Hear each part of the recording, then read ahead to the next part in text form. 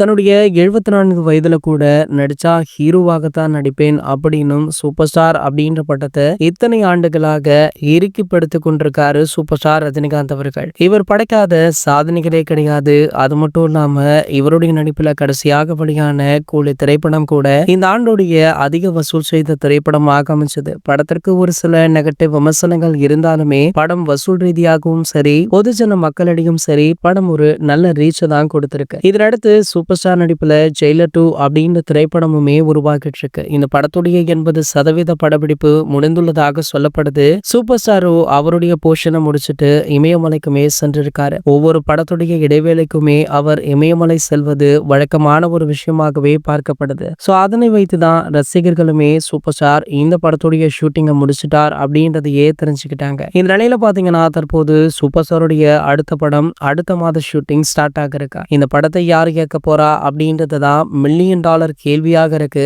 So அதன்படி பாத்தீங்கன்னா இந்த படத்தை இயக்குனர் அட்லி அவர்கள் இயக்க போவதாக ஒரு தகவல் வைரலாகிட்டு இருக்கு. சோ அதற்கான முதற்கட்ட வேலைகளிலுமே அட்லி அவர்கள் அதி தீவிரமாக இறங்கி இருக்காரா. சோ அவர் தற்போது அல்லு அர்ஜுன் அவர்களை வைத்து இயக்கிட்டு இருக்க திரைப்படத்துடைய படப்பிடிப்பு இந்த மாதத்தோடு நிறைவடையுதாம். அதன் பிறகு அந்த படத்துடைய போஸ்ட் ப்ரொடக்ஷன் வேலைகளுமே கொஞ்சம் பிஸியாக இருப்பார். அதே நேரத்துல சூப்பர் ஸ்டாருடைய படத்துடைய படப்பிடிப்பையுமே கவனித்துக் கொள்ளலாம் அப்படின்னு முடிவு பண்ணிருக்காரா. ஆகையால ஒரே நேரத்துல 2 படத்திலையுமே ஒர்க் பண்ணலாம் அப்படின்னு அட்லி அவர்கள் எடுத்துள்ள முடிவு தலைவர் ரசிகர்களுக்கு மகிழ்ச்சியை கொடுத்திருக்கு. சோ அட்லி அவர்களுடைய டைரக்ஷன்ல முதல் முறையாக சூப்பர் ஸ்டார் நடிக்கிறார் அப்படின்றதுமே ஒட்டுமொத்த சினிமா ரசிகர்களுமே அதிர்ச்சிக்குள்ளானாங்க. சோ அது மட்டும் இல்லாம படத்துடைய பட்ஜெட்டை கேட்டா தலை சுத்தி போயிடும் போல. சோ அந்த அளவிற்கு படத்துடைய பட்ஜெட்டுமே மிக அதிகம் அப்படின்னு சொல்லப்படுது. படத்துடைய பட்ஜெட் ஒட்டுமொத்தமாக 2000 கோடி வரும் அப்படின்ற ஒரு பேச்சுமே இருக்கு. படம் பாத்தீங்கன்னா 3 அல்லது 4 பாகங்களாக ரிலீஸ் ஆகிருக்கா. இது போன்ற சினிமா செய்திகளை பற்றி நீங்க உடனே தெரிஞ்சுக்க